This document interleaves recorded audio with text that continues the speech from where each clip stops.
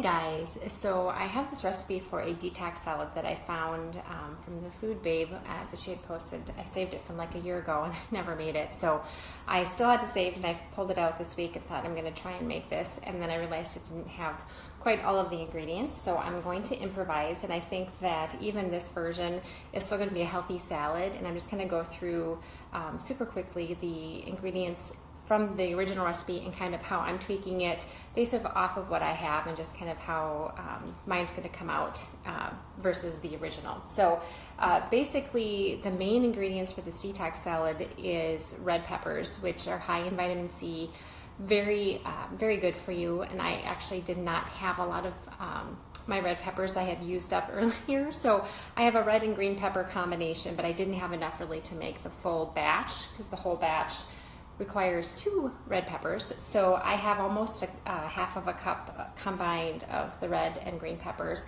and then I'm going to mix with that some cucumber, which cucumber is another great detoxifying vegetable. I guess it's technically a fruit, but either way it's very detoxifying and a great addition to this salad. So I'm going to combine my peppers with the cucumber for that part of it. The other main ingredient is lentils, and let me show you. I have been using this sprouted green lentils for a while now. I really like it so far. I haven't really got anybody else on board with these in my house, but this True Roots brand sprouted green lentils is what I find it at Target here. I've ordered it through Thrive Market, which is an online market. That's great resource for getting some great healthy food options. I'm sure Whole Foods would carry this. Anyway, that is what I'm using for this salad.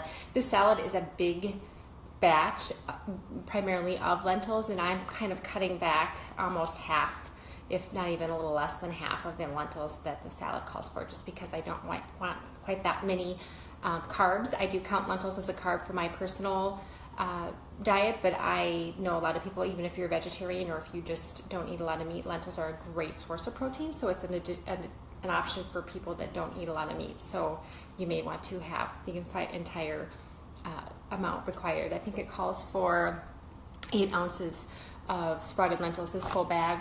Well, that might be cooked, so I'm not really sure how to measure out the 8 ounces, but I'm just going to kind of see what I can fit in my bowl. So going on to the dressing. The dressing is olive oil based, and if you're doing the full salad, it is 1 tablespoon of olive oil. And so I've already got my dressing done here. So it's 1 tablespoon of olive oil, a dash of sea salt, and some ground black pepper. And then she uses 2 teaspoons of curry powder. I actually add a little extra. She said if you like spice or heat, add a little extra curry, which I do. So I did add a little extra curry to mine. 2 teaspoons of honey, and juice of 1 lemon. So I've already, like I said, I've already got all of my stuff in here for my dressing. And because this isn't a very big bowl, I'm obviously not going to be making a huge batch, and it's going to be heavy on the veggies. So I'm going to start with putting my veggies into the dressing so that it can start absorbing the flavor. And I'm going to try and do this super quick so you guys can at least see the finished product. Oh, and the other ingredient is cilantro. And so she called for like a bunch, which would mean like when you go to the store, if you buy a bunch of cilantro, about 3 to 4 cups. I didn't have, my herb garden is growing, but I didn't have quite that much of the cilantro. So I'm going to have a little less cilantro in my batch. I probably had almost 2 cups, maybe not quite that, once I diced it up. And she did incorporate some of the stems, or a lot of the stems, into what she diced up, so I did the same. So the next and last ingredient is the lentils, and then the other thing that she had on her ingredients list is either dried raisins or currants. Again, I didn't have those. I do have some dried cranberries. I do not use a lot of dried fruit just because they are high in sugar. I will add just a few just for the flavor and crunch, but I would be very cautious when you're using dried fruit just because of the sugar content. Just be aware of how much sugar is in this, and don't have this be your main source of if you're having like a trail mix or something, don't use a lot of this just because it is high sugar in that. So I'm just going to scoop out about a cup of the lentils, mix it into my bowl, see how much I can fit in there. And I've got everything else in there except for some of the cranberries.